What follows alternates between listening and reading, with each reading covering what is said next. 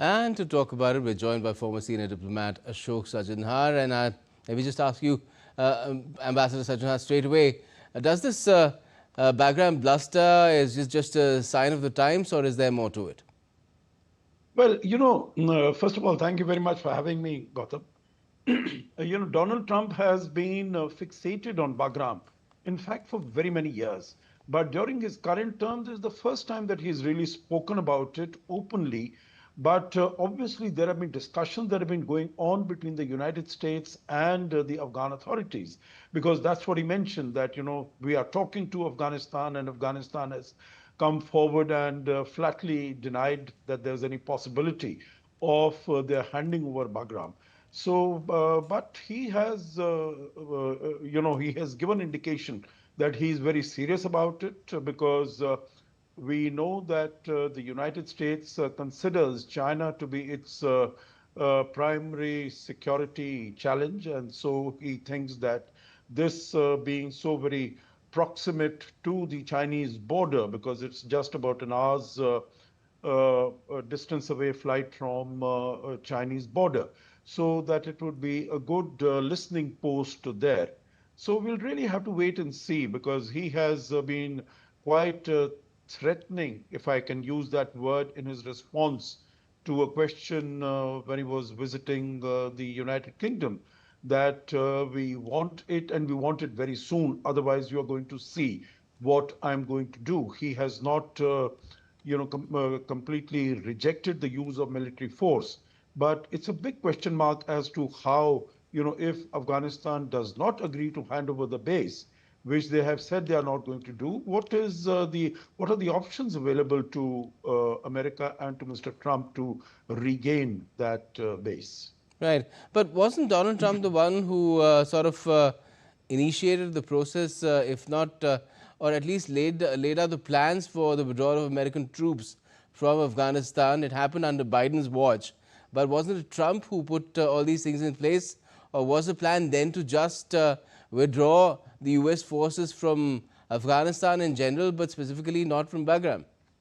Well, that is the impression that Mr. Trump would seek to give at this moment, because, he blames Mr. Biden for this disastrous withdrawal in 2021, August of 2021, when they moved the forces out of there. And he says that Bagram was to be retained. But as per the agreement signed in the Doha Accord, signed between the Taliban and the United States, the whole of Afghanistan was to be given back.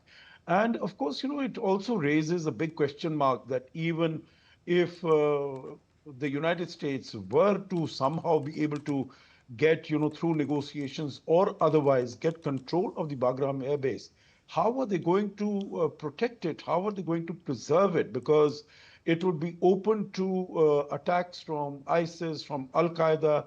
It is also very close to the Iranian border, so it will be very vulnerable to missile attacks from Iran.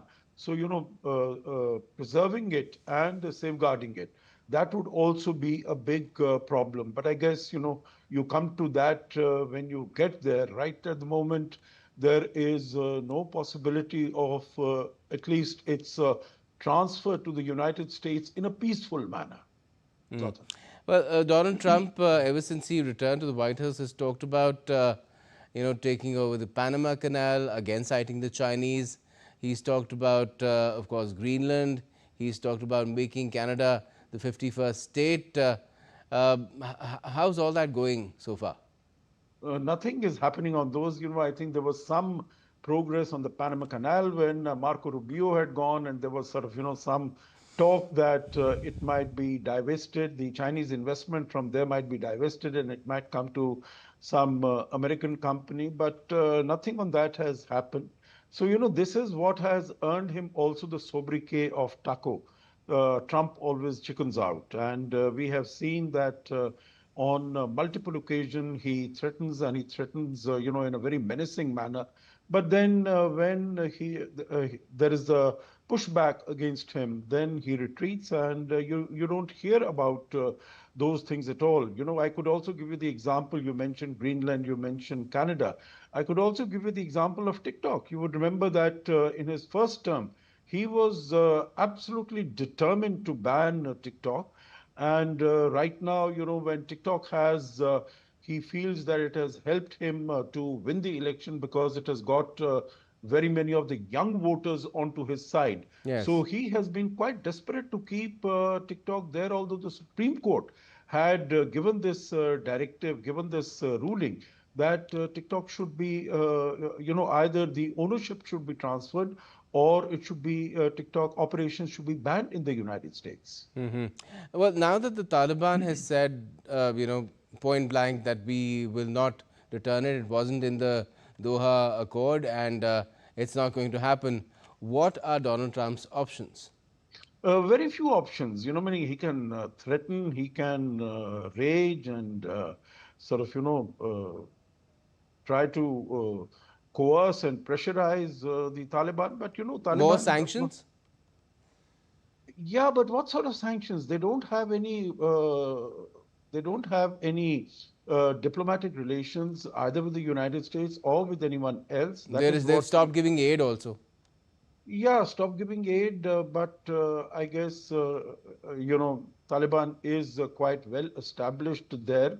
And although none of the countries in the vicinity or in the region, except for maybe China, because China has exchanged ambassadors with the Taliban dispensation in Kabul, but all the other countries, although they have not formally diplomatically recognized Taliban, but they are maintaining the diplomatic presence there and they are conducting the business with them. So I think even if Mr. Trump were to stop the aid or take some action, because there is, as I was saying, there's no diplomatic relationship. Taliban has said that we are very willing to have normal diplomatic, political, and economic relations with the United States. But of course, there's no question of handing over any part of the territory, any an inch of the land to the United States. So, he might undertake this coercive tactics by withholding the aid that goes to Afghanistan from the United States. I wonder whether that's going to have much of an impact because uh, I'm sure there will be other sources from where Taliban would be able to get funding Okay, and but very continue. quickly, Ambassador, any implications for India in all this? I think we have our relations with the Taliban dispensation have been getting normal. We had also reports that we had invited the acting foreign minister, Mr. Motaki, to India. There has been a meeting of our foreign secretary with Mr. Motaki in Doha some time ago. We have some technical team in Kabul to manage the aid that we provide to the Taliban, basically for the people of Afghanistan. Even after the Taliban came to Kabul in August of 2021, we have been supplying them on a gratis basis for the benefit of the Afghan people. About 50,000 tons of wheat and large quantities of medicines, and also the COVID-19 vaccines had been provided to them. So we would like that there is stability in that region, that there is no disturbance as far as peace and security is concerned. And if Mr. Trump is threatening that one way or the other he is going to get Bagram, then that means that there is going to be some conflict, some war that is taking place, and that definitely we would not like to happen in our All vicinity. right. Well, let's see what happens. Right now, the ball is in Donald Trump's court, and Indeed. we don't really know what he might do with it. Thanks a lot for joining us for the moment to talk about it, Pastor Thank you Sajjan very Har. much.